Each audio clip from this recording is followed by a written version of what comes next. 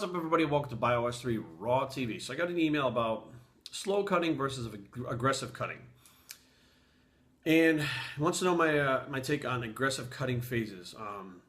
He personally is not cutting either way at the moment. He's just interested in learning what my ideas and biases are, because he's come across a lot of shit on YouTube that they go both ways. It's like fucking aggressive cutting is right, slow cutting is right, like whatever. He said basically, he's thinking of from numbers perspective, if you create more of a caloric deficit over a short time span, then you should recruit the same amount of fatty acids overall if you ran a small deficit over a long period of time. Okay, here's the thing. Everyone is fucking different, okay? And I think it has a lot to do with genetics. I can cut very, very aggressively, and my metabolism will not adapt to the point where it gets slow. It just won't. Like, I don't hit plateaus. I don't get stuck. I consistently drop fat fucking week after week after week, whether it's 12 weeks, 20 weeks, 5 weeks, doesn't matter. And I think that really stems from the fact that I am naturally a really lean, small person. Before I started lifting weights, I was 135 pounds, and I was lean. I had vascularity. I had abs. Like, there was nothing on me that you could really pinch fat-wise on me, and I would eat whatever the fuck I wanted. Granted, I was a teenager, but even until I took steroids as as an adult, I could still drop weight very quickly. I mean, even if I was on steroids, I could still drop weight very quickly, but I could cut very aggressively, cut a lot of weight really fast, and that's just how my body is. And my dad, I mean, he's a big guy, but when he was younger, he was thin. My brother's thin. Like, my mom's a little bit shorter and thicker, but, 3 out of us in my family, excuse me, immediate family, can probably drop weight pretty easily. Now, this whole thing, the caloric deficit, I understand a lot of people out there, they're like, caloric, they look at it like, do activity, caloric deficit. Well, let's take it one step further. What if you kept your calories at maintenance? Okay, whatever the fuck they may be.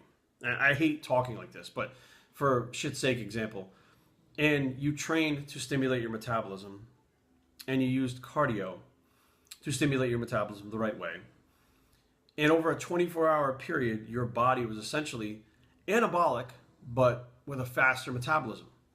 Would it really matter how many calories you cut? Everybody, if they did the same thing, the same exact scenario, everybody that did that, their bodies would be different. They would lose different amounts of fucking fat. They would lose, different amounts of weight off the scale, different amounts of water. They would be different. So, now let's play devil's advocate. Let's say you reduced your calories by 500 calories. You drop 500 calories a day, and you're going to see some people that drop down very quickly. You're going to see other people that do not. Okay, let's say you don't really train that hard, you don't use cardio to stimulate your metabolism, you just cut the fucking calories. Some people are going to fucking lose weight very fast, some people are not. So what are my thoughts? My thoughts are, there's no fucking one way to do it, period. I do think there's as Rich Piano would say, the best scenario, the best case scenario, I do believe there's a best case scenario.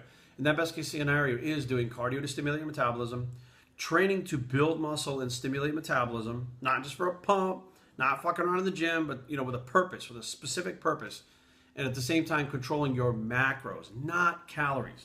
Okay, because let's say you just go by macros. If you decide to cut 500 calories and you hit your protein needs and you hit your fat needs, you're cutting all 500 calories from carbohydrates. What the fuck do you think that's going to do to your body?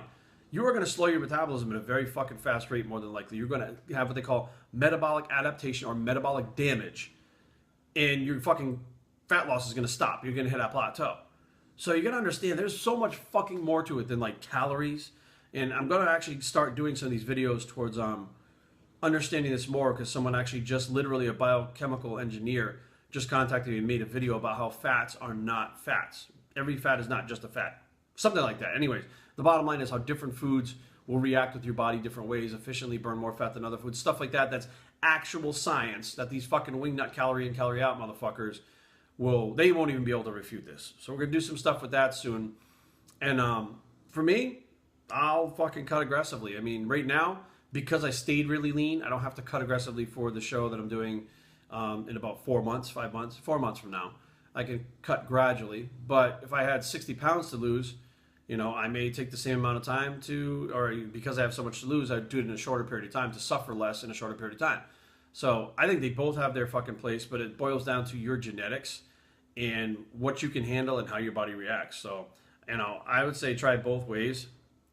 It says, why do you maintenance calories change so fast in order for you to plateau. I think it's why do your maintenance calories.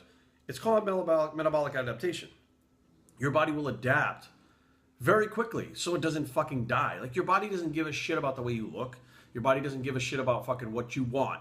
Your body gives a shit about surviving. It wants to live. That's its only fucking purpose. It doesn't know that you want to get fucking abs to check the fucking chick down the street. It has no idea about that. It says, I'm going to live or I'm going to die. It has those fucking two things and it's fucking constantly going back and forth between both. And its main objective is to live. So everything that happens to your body is survival. Everything. And I've explained this before in videos. When you start looking at your body from the survival aspect, you can really start to understand how to change your body and change it quickly. That's how I did it. BioStrengthTraining@gmail.com. Leave comments down below, but don't fight. www.biostrength.com is a blog. It's the aggressive cutting or non-aggressive cutting bicep, and we're out.